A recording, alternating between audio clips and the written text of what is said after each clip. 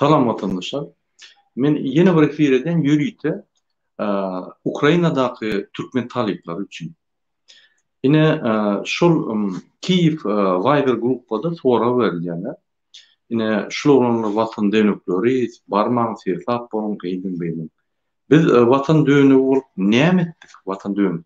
Yine şonda olajak bolýan.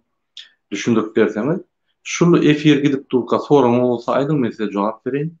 İkinci, biz vatana dönüklük eden yok. Biz vatanın sekretlerini hiç kime aydan yok. Biz vatanın kimçilikleri aydıp, sebep şu kimçilikleri 30 yıldan beri devam etkelýär. Biz şoları aýdyp çözämedi, çözüp bolmaly. Şoň üçin biz dönüklerle biz reformatorlar. Türkmenistany öňe akyp biljek. Türkmenistanyň kynçylyklaryny tapyp, düşündirip, şoň çözümlerini beriljek adam. Kim vatan dönükleri? Halkyny izleýän. Vatanına, halkına dönüklüğü edemez. Onu hükümetteki işleyen Türkmenistan prezidenti Berdimuhamedov'un başla yine toylu 6 yıl. Hemmelerden gille hakiki çözme zatlarını taliplerin inatalarının üstüne atıp ve şu taliplerin üstüne 18-20 yaşlı yaş olanı birinci gerek daşurda çıkan oğlanın üstüne atıp yine şuraya vatandaşlık bulunsun. Türkmenistan'ın hükümeti hem yerde maskara. Türkmenistan'ın hükümetteki işleyen adamın banditizm ve terörizmle meşgul oluyorlar. Bulur kanun oluyor. Bulur bir kanun hareketlerine. Şimdi ikinci soru şu yerde çağda yazıttılar. Kim ol, neyde işledi, neyem etti, hükümette neyem veriyse de oldu. Yine ben size düşünüyorum. Benim adım Murat Kurbanov. Türkmenistan'ın halk hareketinin Türkmenistan'ın demokratik sayılı yolunun yol açtı. Resmi tarihinin Fransa'da tasdiklanan kurumu, şu kuruma Türkmenistan'daki halkına ve daşındaki yaşayan halkına kömür etmek için, Türkmenistan'daki demokratik özgürlükler bolmak için, yine şunun için görüşüyor. Türkmenistan'da eğer problemler olmasa, onlar şu devlete toparını biz yapar. Yönet problemler köp bolmasan, gününden köpülük giden son biz görüşümüz devam ediyor. Yani yağlantıryat, yerlere gidip protestler geçiriyor. Eğer meselenin çözülmese protestler geçiriyor. Ne yapıp protestler geçiriyor? Protest geçirende kanun yolunun esası görünüşü şu orada problema çözülmek ve şunu yaktılandırmak için hükümete yine şu protest ediyor. O konstitusiyada belirtilen var. Yine şunun için protest ediyor. Elimize yarar alıp ya da parakorluğa karşı üylerini varıp yakıp ya da parakorluğa üstürüp pul verip ziyat verip o yoldan biz gidiyor. Ve dine Avrupa'da yani Amerika'da yani demokratik yolla biz haklarımız soruyor. Eğer de bulmasa onu da hiç yani veripeli adamlar cevap vermese biz üyümü çıkıp köçer çıkıp onu bütün dünyaya yansıtırıyor. Onu hükümetteki işleyen adamlara signal veriyor ve şu signалы göre bunu çözüyor. Çözse protest kurtardı. Protest demek niye yani şunun için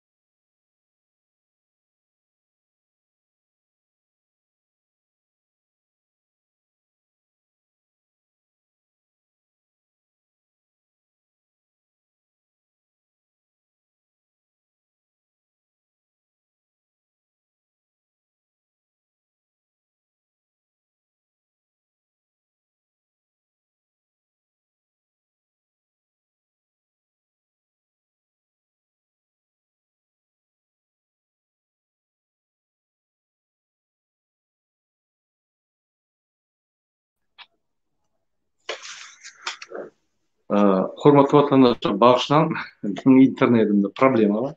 Şoň üçin ýene bir gaýtalýan. Şu gün saat 23:00 Ukraina wagty bilen ne şu TikTok'un adresine gelin, näme soruňyz bolsa men şu ýerde size jogap bereýin. İstediğiniz sorun. Jogap berdiğinçe bereyim. Şol Viber chatına sorular boldy. Kim şol adam?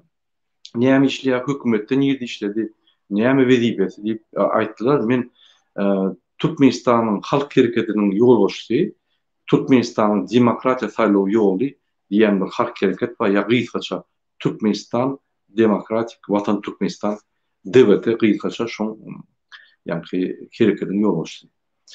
Şo ýerde soraw berildi, näde işletdi. Men Türkmenistanyna 89-njy ýyly institut tutardym. Institut tutardan soň ýaş spesialist hökmünde ýürüjek guruluşga ýollandım. Şo ýerde 3 ýyl işläp, ýa-ni ýaş spesialist hökmünde işläp gutardan soň men işden çykyp diňe biznes etdim. Biznes diýenim alış-satış däl, şo ýerde guruluş bölümini açdym. Yani guruluş firmany açdym. Guruluşdan soň guruluş materiallaryny öndürýän firma, guruluşyň kaptalyny açdym, ýa-ni zar sikl bolar ýaly. Şeýdip işläp men 10 ýylda holding kurdum. Kreditler alýardym, uly kreditler alýardym, guruluş edip, ýa-ni zawodlar bolýardy, fabrika bolýardy. Türkmenistanyň içinde un satýardym, gant satýardym, oňurt satýardym zawodlarda. Amerikanski fonddan rekonstruksiýa развитияda Türkmenistanyň ofitsial $600,000 kardarlym, zawod kurdum. Şeýdip galyp holding ýatardym, uly birinji günden soňuna güneçe giýjek işler. Şu an üstüm adam Türkmenistan'dan 2005-nji ýyla gaýtmaly boldum ki, Türkmenistan tupiýe girdi. Türkmenistan'ın prezidenti Niyazow öz akly çaşyp, diýen zatlaryny bilmän, Türkmenistan tupiýe girdi, ykdysadyýat ýapdy, biznes ýapdy, çykyp gitmeli boldy.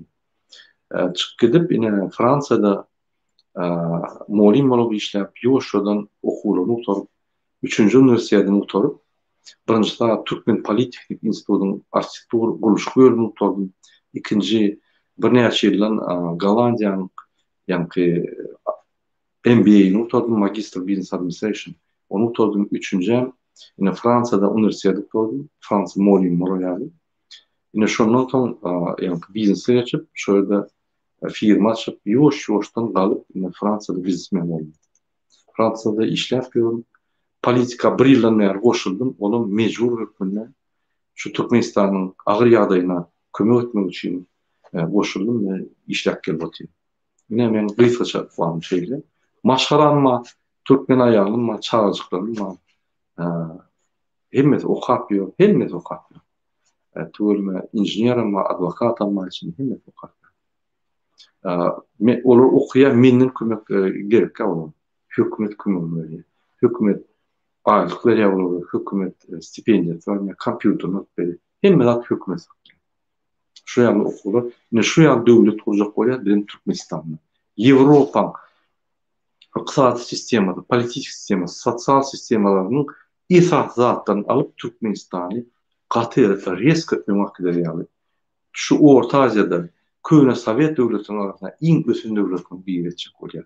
Ýoş-ýoşdan günorta Ýewropa döwletlerine ýetip, onsoň Ýewropanyň esas döwletlerine ýetjek bolýar. Ne, şu ýaly programmanyň üstünde işläp ýör we Türkmenistan şu tarapga iteljek bolýar. Bolmasa Türkmenistan öňkü feodal baý sistema geçkidi bolýar. Ýyllara öňü ösüp, tehnologiýalaryny, bilimlerini jemgyýet ösüp, hemmesi diň mukdarda ösüp, diňe tehnologiýalarda we azatlyk we bilimler pes bolup. Ýok, hemmesi diň mukdarda ösüp, döwletler öňe gidýär. Türkmenistan içiniň jemgyýet meselesi boýunça, adamyň arasynda gatnaşyk meselesi boýunça, siýasat meselesi boýunça ýa-da 15-nji asra feodal baýlaryň sistemasyna girip bolýar. Ol bir ilkinç zat. Ine 30 ýylyň netijesi, şu birinji diktator we ikinji diktatorun netijesi ine her kriz. Ine şu katastrofa bizde adam resursunyň katastrofasy, bizde demografik problema ösenokdy, ul problem boldy. Demografiýa ösenokdy, halkımız pes edýär. 91-nji ýylda 3.970.000 adam bolan bolsa, häzir 2020-nji ýylda 3.750.000 adam Türkmenistanyň içi daşynýar.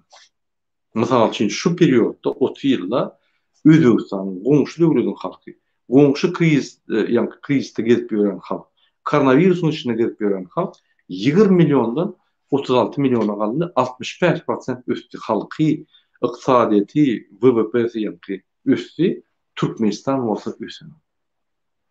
Sebäbi bu diktatorlar Türkmenistany alt barmaly ýoluny kesitläp bilenok, ukypsy goşak bolan. Bilimleri pes. Bazı ykdysadyna düýünli düşünjeleri ýok. Ve bular ýa-ni beýle adamlar ösdürmän kim galýan bolsa oň ýa-ni kelerin çap owdandy iltiýanlar. Sebäbi gorkýalar öýle konkurentler. Ýolbaşy bilim bilen beýleklerden hasymda bolmaly. Ve özüniň ýygynyň akıdyljak adamlar akıdyp, ýa-ni şolar bilen bir topa reforma etmek. Komanda ýasamaly. Muň esas komandasy korrupsiýa, paraxor. Bular näme ýasar? Bular bir döwletden paraxor döwleti ýasar. Ine ýasarlar. Şoň üçin ösüş ýok. Şol prezident bilen bizim geljegimiz ýok. Çağjyklaryň geljegi ýok. Bizim ykdysadyýyň, siýasatyň geljegi ýok. Diňe üstümizden güler dururlar ve Türkmenistan 15-nji asyrda feodal baýlar tarapyndan. Ýegenleri taksiýal samolyotlar giderler, gelirler. Ýa-ni başga döwletlere baryp gelirler, kofe içmene Berlin'e baryp gelirler. Ýöne biz köşeneler. Türkmenistanyň grajdyny içine girilmeli, pasportlar uzatmaly. Ýene şuraya kynçylyklar, ýürütürleşdiren kynçylyklar döldüler. Türkmen halkyny ezmek üçin we üstürmek däl üçin. Ya kaçan da halk ösmese, edip duran bolsa, onda TV gaýnaly ogurlap, uluşuk biznesini çıkarıp, Ahmet Şark bilen baýap, ine Bahreýnde otel gurduryp 500 milyon dolar. Ine ýegeni Dubaýda otel gurduryp açmany geldi berdim. Ine şu ýaldalar edip, şu bizim döwletimiz üstürmän, öz topumuny üstürüp, halk edip gelýän bize lider gerekken, bize oraya milli lider gerekken. Men düşünýän, yanlış bolýanym bolsa, ýazgyň kommentariýlarda, ýa-da size ýa-ni Viber, Kiev, Ukraina Viber programmasyna käbiler ýa-da ol bizim paçamyz, näme diýip biz bolmaly, paça ýa-ni arkasynda durmaly diýip kredýany bolsaňyz ondan ýazyn. Onu size paçalyk gerek, paçada bir adam gerek, bizim şoň bulur onu. Ýa-da halk onu isleýän bolsa, olan bolup biler, olan bir pozisiýa, olan bir ýa-ni döwletiň ösüş ýoly, öňe däle ýygy gaýdyş ýol, olan bir bolup biler, problema däl. Dört tarapa gidebiler. Şoň üçin ine halka biz düşündirip çeýnäp bilýär we ýollar bolýar. Ine siz näme etdiňiz diýilende biz size düşündirip günne çykyşlar edip, urulup, söýgülüp, ýa-ni öňe bolýar. Indi men size soraýyn. Siz näme etdiňiz? Siz kaçan açyl Amerikan kinolarda nabuldatdyr, eýnekli oturursunuz da bize tumuş hökmüni seýler. Sizin ykbalyňyz çözükdi. Eger siz otursaňyz, bizim açyk gymylap, bizim tamam eder. Men ýagdaýyny bilýän, aktivistiň ýagdaýlaryny güleşdirip bolýar. Ýewropaga geçirip, ýa-ni bostonluk bersen bolmaly. Galyp gidýärler. Galan halk näme etmeli?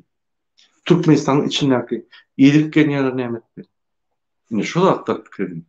Edip gelýänem sizin doğun arnaşyňyz, bular pikir etmän pul ýerdik, mesele çözüldi diýseňiz, gaty ýalňyş. Sebäbi durmuş diňe puldan ibaret däl.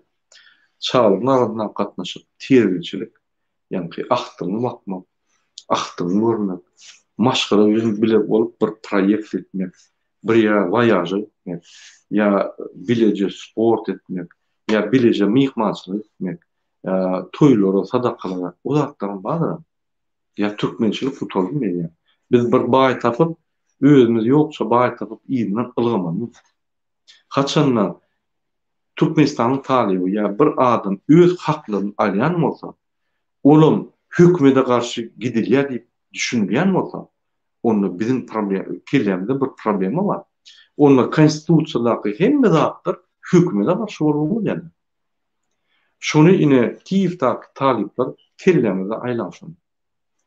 Kimse de hükümete karşı gitmeliler diýse, o diýmek öz haklaryny alman, risk edip motor türüp ölüp gidiberin, tapawut ýok.